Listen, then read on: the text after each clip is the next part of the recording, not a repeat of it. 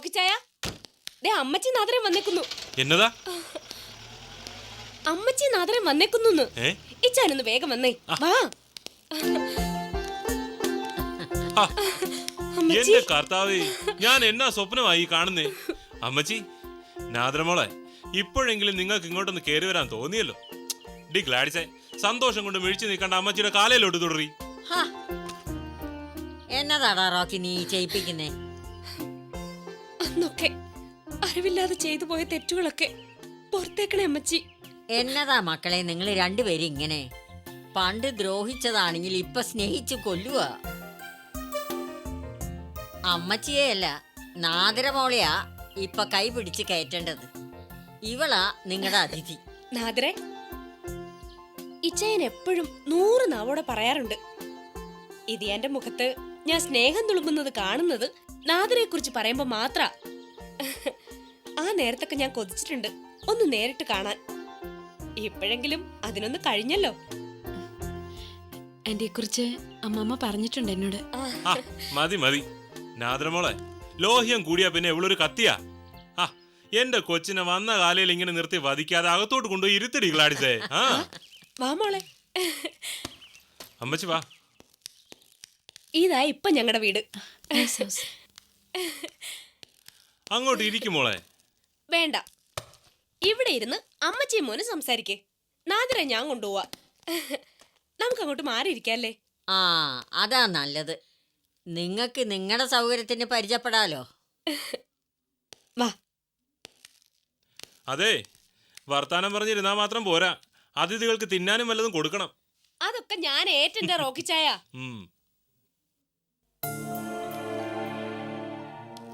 വാടകയാ അല്ലയോ? ഉവ്വമ്മച്ചി, അമ്മച്ചി തന്നതും ഞാൻ പിടിച്ചു പറിച്ചതൊന്നും എന്റെ ഈ ഓട്ടക്കയ്യിൽ നിന്നില്ല. പിന്നെ കുറെ ശാപങ്ങളും ഉണ്ടല്ലോ.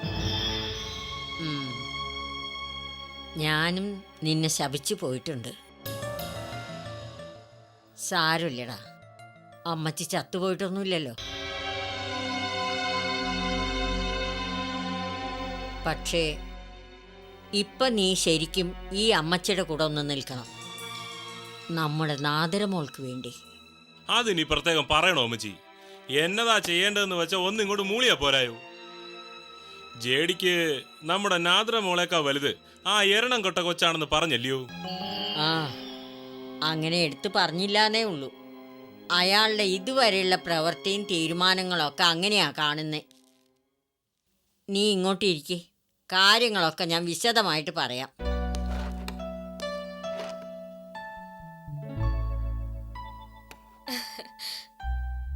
നിങ്ങളെ വിളിച്ചിട്ട് വരാതായപ്പോ ഞാൻ നാദരെ പിടിച്ചിരുത്തി. എന്നിട്ടും ഒരാൾക്ക് ചായ അല്ലാതെ പലഹാരങ്ങളൊന്നും തൊട്ടു നോക്കിയിട്ട് പോലും ഇല്ല. അമ്മച്ചി ഒന്ന് പറ, എന്നതേലും ഒന്ന് കഴിക്കാൻ. എനിക്ക് വേണ്ടഞ്ഞിട്ട് ആന്റി. ആയിരിക്കും മോളെ, മധുരം കഴിക്കാനുള്ള മനസ്സല്ലല്ലോ ഇപ്പൊ അവളുടേത്.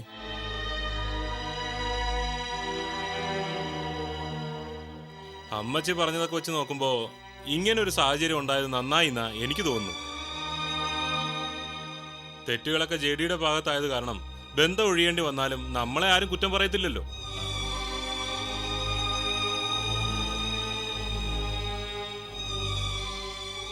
ബന്ധം ഒഴിയുന്നതിനെ കുറിച്ചൊന്നും ആലോചിക്കാനല്ല ഞാൻ അവിടെ നിന്ന് ഇറങ്ങി വന്നത്.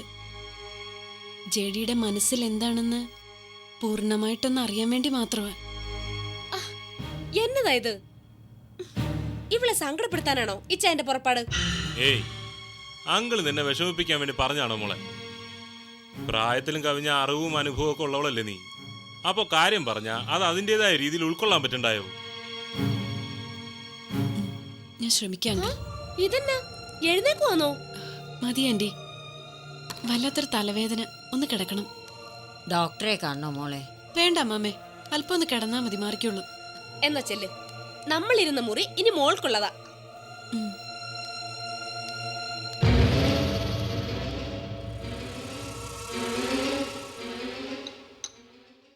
ഈ ഇച്ചായന്റെ ഒരു കാര്യം അവസാനം പറയേണ്ടത് ആദ്യം പറയും. വന്ന് കയറി ഉടനെ ബന്ധം വേർപെടുത്തുന്നതിനെ കുറിച്ചൊക്കെ പറഞ്ഞ ആർക്കായാലും വിഷമം തോന്നത്തില്ലയോ? ഇപ്പോഴത്തെ വിഷമമല്ല, നാളത്തെ അവളുടെ സന്തോഷമാ നമ്മൾ ഇനി നോക്കേണ്ടത്. ഉത്തരവാദിത്തമുള്ള ഒരാൾക്ക് അങ്ങനെ ചിന്തിക്കാനൊക്കത്തുള്ളൂ, അല്ലയോ അമ്മച്ചി? ഉം, അതും ശരിയാ. എന്നാലും ഒരു ബന്ധമൊഴിയാന്നൊക്കെ വെച്ചാൽ അതും ഒരു കൈവിട്ട കളിയാ. അതിലും നല്ലത് ഉള്ള ബന്ധം തന്നെ കൂട്ടിയിണക്കാൻ ശ്രമിക്കുന്നതല്ലേ റോക്കി? അതാണ് നല്ലത്. നമുക്കതിനു വേണ്ടി എന്നാ വേണേലും ചെയ്യുകയും ചെയ്യാം. പക്ഷെങ്കിൽ അമ്പനും വില്ലിലും ജേടി അടുക്കത്തില്ല എന്ന് പറഞ്ഞാൽ എന്നാ ചെയ്യും? അതുകൊണ്ട് ഒരു വേർപിരിയലിന് നാദരയുടെ മനസ്സ് നമ്മൾ എപ്പോഴും പാകപ്പെടുത്തി വെക്കുന്നത് നല്ലതാണെന്നേ ഞാൻ പറയത്തുള്ളൂ. പിന്നെ റോക്കി ചാനല്ലോ ഇതൊക്കെ തീരുമാനിക്കുന്നേ. അങ്ങനൊന്നും വേണ്ടി വരത്തില്ലെന്ന് അമ്മച്ചി നാദരയോട് ചെന്ന് പറഞ്ഞ് അവളെ ഒന്ന് ആശ്വസിപ്പിക്ക്. ഒരു കുഴപ്പവും വരാതെ ആ ബന്ധം തന്നെ നേരെയായി കിട്ടാൻ വേളാങ്കണ്ണി മാതാവിന് 101 മെഴുകുതിരി ഞാൻ നേർന്നിട്ടുണ്ട്.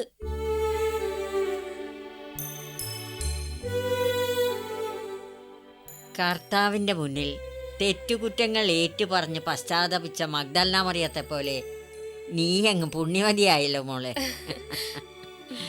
നന്നായി, അമ്മച്ചിക്ക് അങ്ങ് സന്തോഷമായി. ഇവളെ അമ്മച്ചി എന്റെ ഇപ്പോഴത്തെ വെളിച്ചം. അതുകൊണ്ടല്ലയോ എന്നാ പറഞ്ഞാലും ഞാൻ കേട്ടോണ്ടിരിക്കുന്നേ. എല്ലാം തികച്ചു കൊടുത്ത കർത്താവിനെ മറക്കുന്നു കരുതിയിട്ടാവും ഒരു ഭാഗം ഉണർത്തുമ്പോൾ മറുഭാഗം തളർത്തുന്നത്. ആ, ഞാനും പോയി ഇച്ചിരി ഒന്ന് കിടന്നോട്ടെ.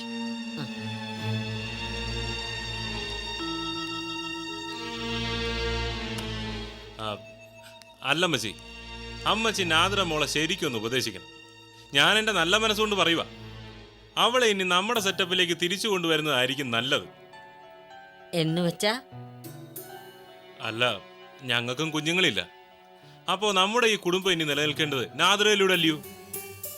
ജേഡിയുമായിട്ടുള്ള ബന്ധം തന്നെ വല്ല വിധേന മുമ്പോട്ട് തള്ളിക്കൊണ്ടുപോകാന്ന് വെച്ചാ അതിൽ ഇനി ഒരു കുഞ്ഞുണ്ടാവും എന്നുള്ളതിന് എന്നതാ അമ്മച്ചി ഒരു ഉറപ്പ്?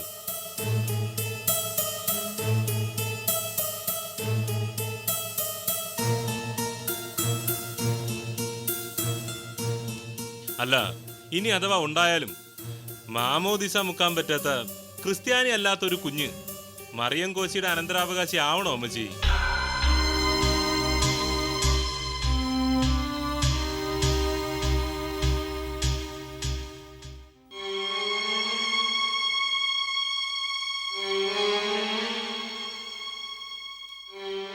മോളെ, കിടക്കണം എന്ന് പറഞ്ഞു വന്നിട്ട് ഇവിടെ വന്ന് ഓരോന്ന് ആലോചിച്ച് നിൽക്കുവല്ലയോ? ഞാൻ അവരുടെ ഇടയിൽ നിന്ന് രക്ഷപ്പെടാൻ വേണ്ടി പറഞ്ഞതാ അമ്മമ്മേ. എനിക്ക് വയ്യ സഹതാപവും ഉപദേശവും ഒക്കെ കേൾക്കാൻ. അമ്മാമ്മയ്ക്ക് മനസ്സിലായി. എന്നാലും നിനക്ക് അവരോട് മുഷിവൊന്നും തോന്നരുത്. അവനൊരു വിടുവായനാ. നിന്റെ നല്ലത് ഉദ്ദേശിച്ച് മാത്രാ പറയുന്നതൊക്കെയും. അതൊക്കെ എനിക്കറിയാം അമ്മമ്മേ. പക്ഷെ ഞാൻ ഇതിനെ ഇപ്പൊ ഇങ്ങോട്ട് വന്നത് അവിടുത്തെ സാഹചര്യമായിട്ട് എനിക്ക് പൊരുത്തപ്പെടാനാവാത്തത് കൊണ്ടല്ലേ. എന്നിട്ട് അതേ കാര്യം തന്നെ ഇവിടെയും ചർച്ച ചെയ്യപ്പെടുക എന്ന് വെച്ചാല് വേറെന്തും പറയാം, സന്തോഷിക്കാം, ചിരിക്കാം, അതിനൊക്കെ ഞാനും കൂടാം. അല്ലാതെ ജേഡിയിൽ നിന്നൊരു തീരുമാനം അറിയുന്നത് വരെ ദയവായിട്ട് ആ ബന്ധം വിടുന്ന കാര്യം എന്റെ മുന്നിൽ വെച്ചെങ്കിലും സംസാരിക്കാതിരിക്കാൻ അമ്മമ്മ അവരോടൊന്ന് പറയണം. പറയാം മോളെ. നിന്റെ സ്വസ്ഥതയ്ക്കും സന്തോഷത്തിനും വേണ്ടി അവരെന്നാ വേണമെങ്കിലും ചെയ്യും, വായ മൂടിക്കെട്ടും. പക്ഷേ എൻ്റെ മോളിങ്ങനെ നിരാശപ്പെടുന്നത് കാണാൻ അമ്മാമ്മയ്ക്ക് പറ്റില്ല. തളർന്നാൽ അത് തോൽവിയാ. പിടിച്ചു നിന്ന അവസാന വിജയം എൻ്റെ മോൾക്കായിരിക്കുന്നു അമ്മാമ്മയ്ക്ക് നല്ല ഉറപ്പുണ്ട്. മതി അമ്മാമേ, എനിക്കത് മതി. ഇനി എനിക്കൊരു ജീവിതമൊന്നും കിട്ടിയില്ലെങ്കിലും വിട്ടിയാക്കപ്പെട്ടിട്ടില്ല എന്ന് മനസ്സിനെ ബോധ്യപ്പെടുത്താനെങ്കിലും ഒരു ജയം, എനിക്കത് മതി.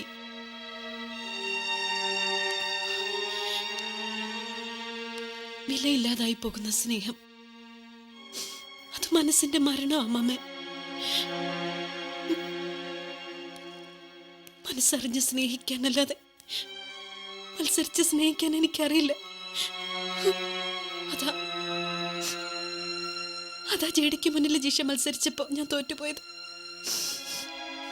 മതി മോളെ, ആ എരണം കെട്ട കൊച്ചുമായിട്ട് നീ നിന്നെ താരതമ്യം ചെയ്യരുത്. അവളുടെ സ്നേഹം വെച്ച് നിന്നെ അളന്ന ജേടിയുണ്ടല്ലോ,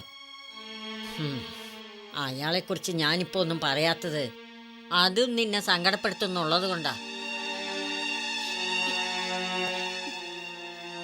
എനിക്ക് സങ്കടപ്പെടാനും സന്തോഷിക്കാനും ഒക്കെ വേറെ ആരാ അമ്മമ്മയുള്ളത്?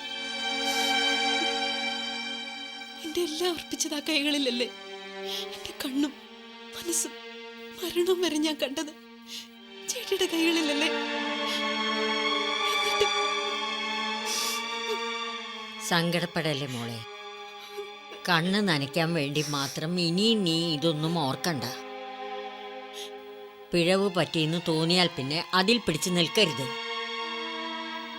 അങ്ങനെ എൻ്റെ മോൾക്ക് തോന്നുന്നുണ്ടെങ്കിൽ അമ്മാമ്മയ്ക്ക് ഒന്നേ പറയാനുള്ളൂ. ആ കൊച്ചിൻ്റെ കാര്യത്തിൽ ജേഡി നിനക്ക് തന്നൊരു അവസാന വാക്കുണ്ടല്ലോ, അതായിരിക്കണം നിന്റെയും അവസാന തീരുമാനം.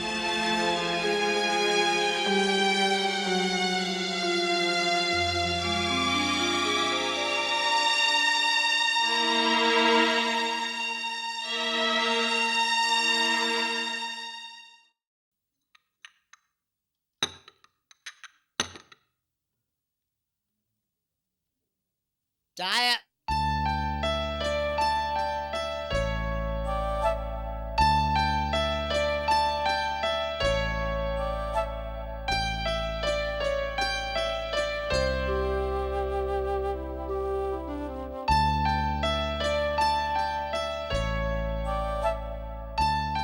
നോക്കണ്ട, ഇവിടെ ആരുമില്ല. എല്ലാരും എങ്ങോട്ട് പോയി? ചായ തണുക്കും കൊച്ചേ, പിന്നെയും ചൂടാക്കണം എന്നെ കൊണ്ട് പറ്റത്തില്ല. വേണ്ട, അത് തണുത്താലും ഞാൻ കുടിച്ചോളാം. അല്ലെങ്കിൽ എന്റെ ആവശ്യത്തിന് ഞാൻ ചൂടാക്കി കുടിച്ചോളാം. എൽദോങ്കില് ഇവിടെ ഉള്ളവരൊക്കെ എങ്ങോട്ട് പോയിന്ന് പറ. അമ്മാമ്മയും നാദറക്കുഞ്ഞും എത്രയും വേഗം ഇവിടുന്ന് കെട്ടുകെട്ടണമെന്നാണല്ലോ കൊച്ചിന്റെ ആശ. അത് നടന്നു.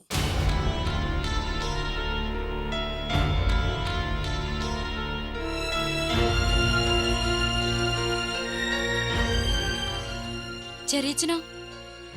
JD സാർ എങ്ങോട്ടാ പോയെന്ന് എനിക്കറിയത്തില്ല. നാദറക്കുഞ്ഞ് പോയ പ്രയാസത്തില് സാറ് എങ്ങാട്ടോട്ടോ പോയെന്നാണ് എനിക്ക് തോന്നുന്നത്. അപ്പോ നാദിരാന്റി പിണങ്ങിപ്പോയതാണോ? അല്ല, ആ പോക്കിന് പിണങ്ങിപ്പോക്കെന്ന് പറഞ്ഞാൽ ഒക്കത്തില്ല. പിരിഞ്ഞു പോയെന്ന് പറയുന്നതാവും ശരി. അപ്പോ ആന്റിനി ഒരിക്കലും തിരിച്ചു വരില്ലേ? ഓ, ആവേശം കണ്ടില്ലയോ? ഈ കണക്കിന് കുറച്ച് ദിവസം കൂടെ കഴിഞ്ഞിരുന്നെങ്കിൽ ആ കുഞ്ഞിന് വല്ല വിഷമം കൊടുത്ത് നീ കൊന്നേനല്ലോ. എൽദോ, ക്ഷമിച്ചു കള. മനസ്സിന്റെ വിഷമം കൊണ്ട് പറഞ്ഞു പോയതാ. നാദറ കുഞ്ഞ് കൊച്ചിനോട് എന്ത് തെറ്റാ ഇതെന്ന് എനിക്കറിയത്തില്ല. പക്ഷേങ്കിൽ എൻ്റെ ഇത്രയും നാളത്തെ അനുഭവത്തിനിടയിൽ അവരൊരു പാവമാണെന്നാ എനിക്ക് തോന്നിയിട്ടുള്ളത്. അതിന് ഞാനിപ്പോ ആന്റിക്കെതിരെ എന്ത് ചെയ്തു എന്നാ നിങ്ങൾ പറയുന്നേ? ഞാൻ കാരണാണോ ആന്റി പോയത്? ആണെങ്കിൽ തന്നെ ചെറിയച്ചൻ എന്നെ സ്നേഹിക്കുന്നതിന്റെ അസൂയ ഉണ്ടായിരിക്കില്ലേ?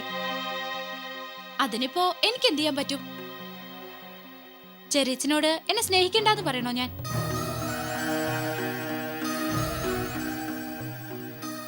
എന്താ ഒന്നും മിണ്ടാത്തെ? നിങ്ങൾ പറയുന്ന കേട്ടാ തോന്നൂലോ ഞാൻ ആന്റി ഇവിടുന്ന് പറഞ്ഞു വിട്ടേന്ന്. ഇല്ല കൊച്ചേ, എഴുതോ ഒന്നും പറഞ്ഞിട്ടുമില്ല, കൊച്ചൊന്നും കേട്ടിട്ടുമില്ല. അങ്ങനെ അങ്ങ് വിചാരിച്ചേക്ക്. അതൊന്നും പറ്റില്ല. എന്നെ കുറ്റപ്പെടുത്തി പറഞ്ഞത് ഞാൻ മറക്കണമെങ്കിൽ എനിക്കറിയാനുള്ളതിന് നിങ്ങൾ മറുപടി പറയണം. ഇന്നലെ എന്റെ മുറി കയറി ആരാ മിന്നൽ പരിശോധന നടത്തിയത്? എനിക്കറിയത്തില്ല, ഞാനല്ല. നിങ്ങളല്ല, പക്ഷെ നിങ്ങൾക്കറിയാം. പറ, സത്യത്തിൽ ഇവിടെ എന്താ സംഭവിച്ചത്? ഇന്നലെ മുതല് ചെറിയച്ചൻ എന്നോട് വലിയ ഗൗരവത്തില. അതിന് മാത്രം ഞാനൊന്നും ചെയ്തിട്ടുമില്ല. പിന്നെന്താ എല്ലാരും എന്നിൽ നിന്ന് ഒളിക്കുന്നേന്ന് എനിക്ക് പറയണം. ഇല്ല കൊച്ചേ, പരീക്ഷ കഴിയും വരെ കൊച്ചിനോട് കമാന്ന് രക്ഷണം പറയണമെന്ന JD സാറിന്റെ ഓർഡർ. തിന്നുന്ന ചോറിനോട് കൂറുള്ളവനായി എഴുതോ പറയാനാണെങ്കിൽ ഒരുപാടുണ്ട്. പക്ഷേ JD സാർ പറയാൻ പാടില്ല എന്ന് പറഞ്ഞ സ്ഥിതിക്ക് ഇനി ലക്ഷം തരാമെന്ന് പറഞ്ഞാലും ഈ നാഭിന്ന് ഒരു അക്ഷരം വീഴത്തില്ല.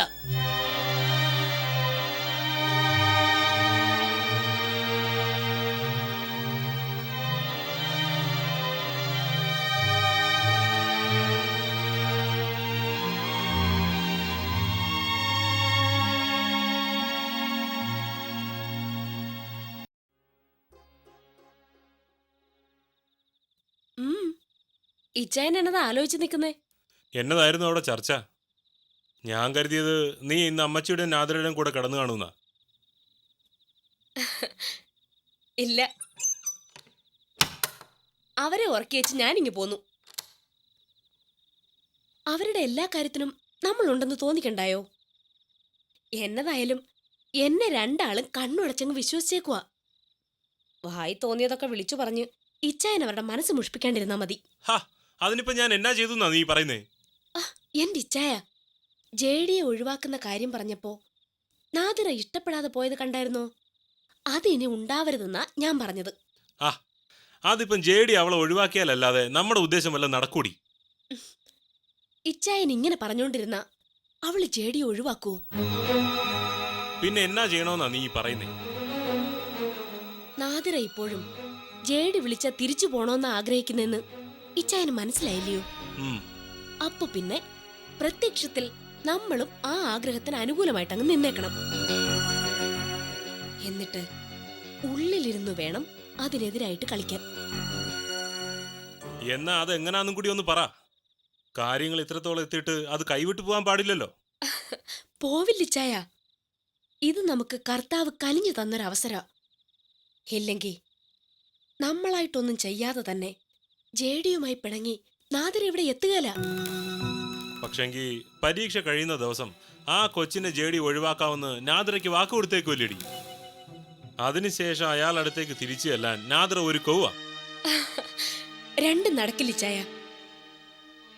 അതിനുവേണ്ടി നമ്മൾ നേരത്തെ കരുതി വെച്ച ഒരു തുറുപ്പ് ചീട്ടുണ്ട്. ഗീത. അവള് നമ്മളിറക്കും ജേഡിയുടെ വീട്ടിൽ. നടക്കൂടി. ഒരിക്കൽ നീ ചെന്ന് പറഞ്ഞിട്ട് ഇതുവരെ ഇളകാത്തവളല്ലയോ അവള്? ഇനി ഇളകിക്കൊള്ളൂ ചായ. നാദിറ ജേഡിയെ വിട്ടുപോയിന്ന് കേട്ടാ അവക്ക് പിന്നെ വേറെ എന്നാ ആലോചിക്കാനാ? ബുദ്ധിയുള്ളവളാണെങ്കി ആ നിമിഷം കയറി ചെല്ലത്തില്ലയോ അങ്ങോട്ട്? എങ്കി നമ്മൾ രക്ഷപ്പെട്ടടി ഗ്ലാഡിസേ. ആദ്യ ഭാര്യയും കൂടി ജേഡിയെ തേടി വന്നു എന്നറിഞ്ഞാ നമ്മൾ പിന്നെ ഒന്നും ചെയ്യണ്ട. ജേഡിയുമായിട്ടുള്ള ബന്ധത്തിൽ നിന്ന് അമ്മച്ചി തന്നെ നാദിറെ പിന്തിരിപ്പിച്ചോളൂ. പക്ഷെങ്കി ആദ്യം ചെന്ന് ഗീതയെ കാണണ്ടേ? വേണം. അമ്മച്ചിക്കും മരുമോൾക്കും യാതൊരു സംശയവും തോന്നാത്ത വിധം ഇവിടുത്തെ കാര്യങ്ങൾ ഇച്ചായൻ നോക്കുമെങ്കിൽ നാളെ ഗീത കണി കാണുന്നത് ഈ ഗ്ലാഡിസിനെ ആയിരിക്കും. ഏറ്റടി, നീ ധൈര്യമായിട്ട് പോയച്ചും വാ. അമ്മച്ചിക്ക് നാദിറയ്ക്ക് മുമ്പില് നിന്നെ ഒരു പുണ്യാളത്തിയാക്കി പ്രതിഷ്ഠിക്കുന്ന കാര്യം ഈ റോക്കിച്ചാനേറ്റു പോരെ?